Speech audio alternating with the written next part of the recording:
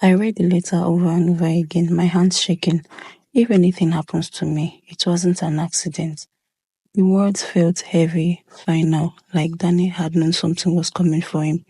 I dropped onto the bed, my mind racing. What had he gotten himself into, and why hadn't he told me? The police didn't think anything was wrong, but this letter changed everything. Daniel hadn't just left. Something had happened to him, and I was going to find out what. I went back to the police station the next day, letter in hand. This proved something happened to him, I told the officer from before. He barely glanced at it. Miss, we can't investigate based on a handwritten note.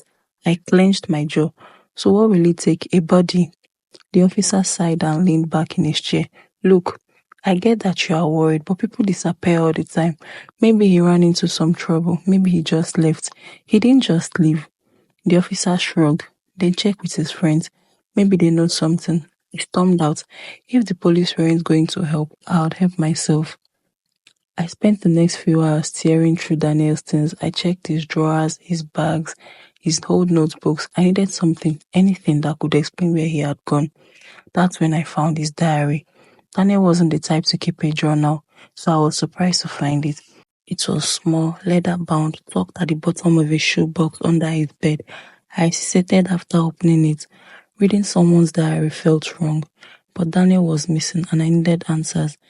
The first few pages were normal.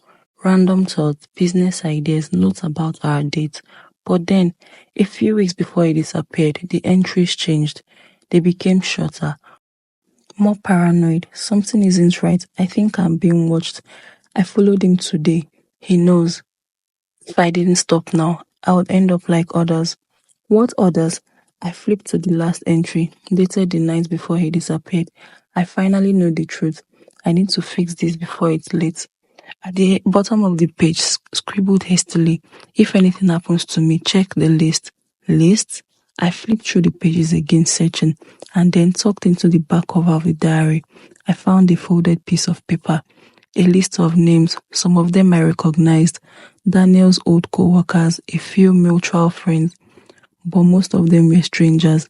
And next to two of the names, Daniel had drawn a small X. I didn't know what it meant, but I had a sick feeling in my stomach.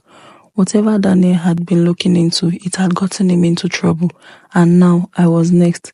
I barely slept that night. I kept reading the diary, searching for clues, trying to piece together what Daniel had uncovered. By morning, I had a plan.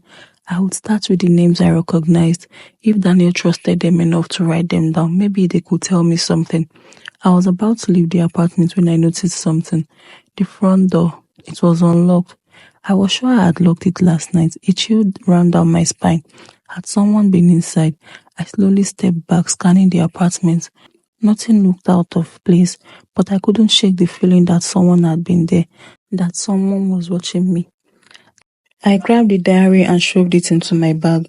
Whatever Daniel had been involved in, it wasn't over, and I was in danger now too. That's the end of this episode, guys. Like and follow for the next episode.